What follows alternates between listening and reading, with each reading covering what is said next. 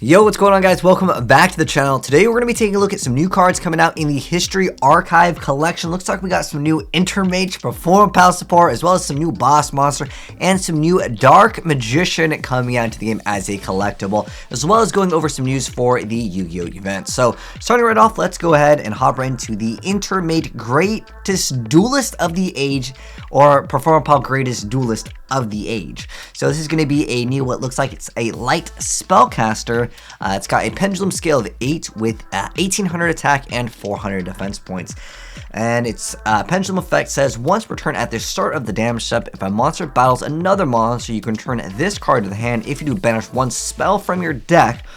Also, your monsters cannot be destroyed by that battle. Also have any battle damage you take from it.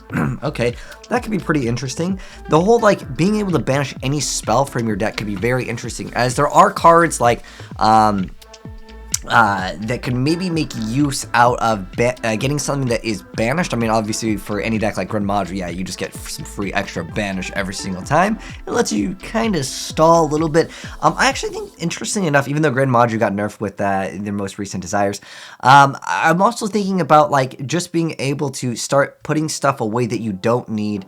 I don't know if there's any way to make use out of this with Jackpot 7.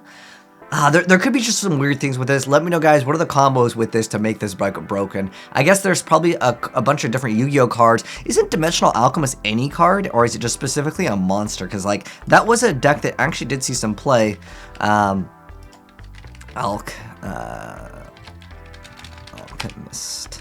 Dimensional Alchemist is one of your banished monsters. One banished spell. Alright, so what do we got for our targets? When this card is, you get to banish one spell, then you get to add one card with the same name as the banished spell. Okay, so there's Anwald the Fiendish Monarch as we tribute summon. I don't know if you'd mix that in with that. Very interesting. And then if this card is into the graveyard, target 3 of your banished spells / traps, place them on the bottom of the deck of the appropriate decks in order. Then you're going to draw one. Probably not going to be used too much.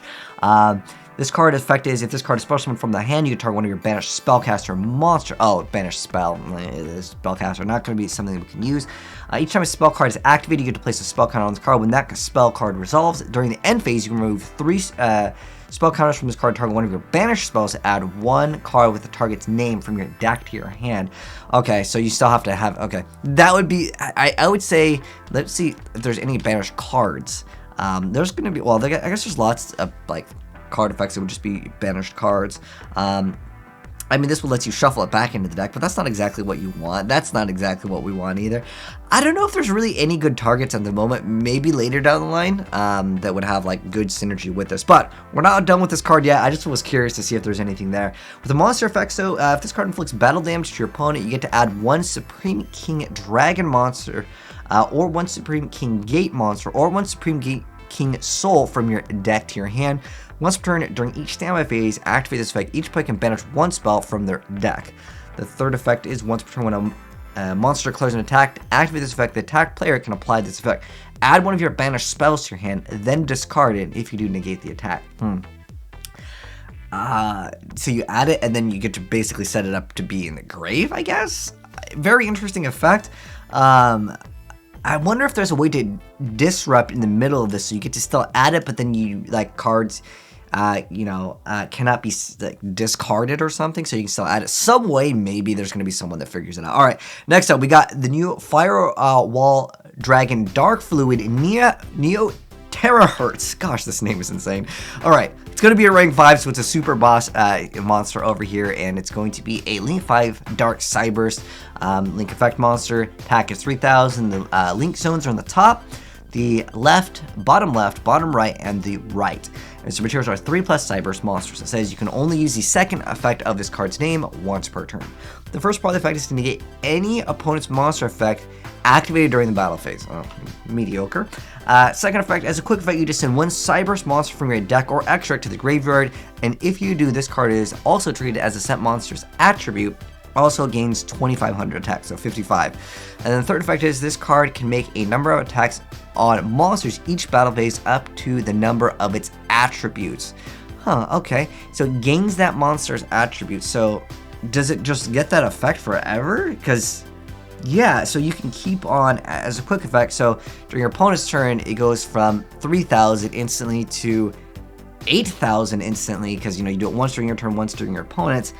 The second part of the effect is once per turn, but that's fine. That's a pretty hefty amount of attack, considering, I guess, it can attack twice, or even, you know, 5,500 attacking twice, but most people would rather go right into the bigger link that just pops everything by banishing the other links. I don't know if this card really will see play, maybe for some content creators, just for hype moments, sure, but I don't know, kind of mediocre in my opinion.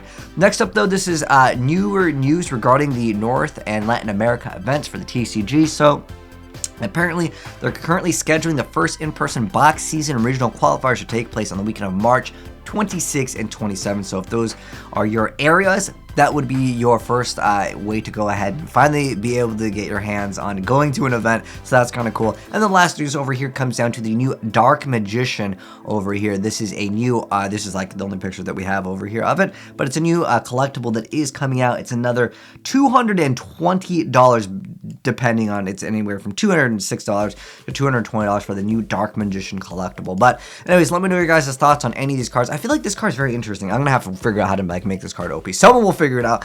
This card I think is just mediocre. It's like whatever. But anyways, thanks for tuning in, guys. If you enjoyed the video, drop a like on it. If you're new here, hit subscribe, turn on the bell if you want to see more new Yu-Gi-Oh cards and news in the future. But take care. I'll see you guys in the next one. Peace.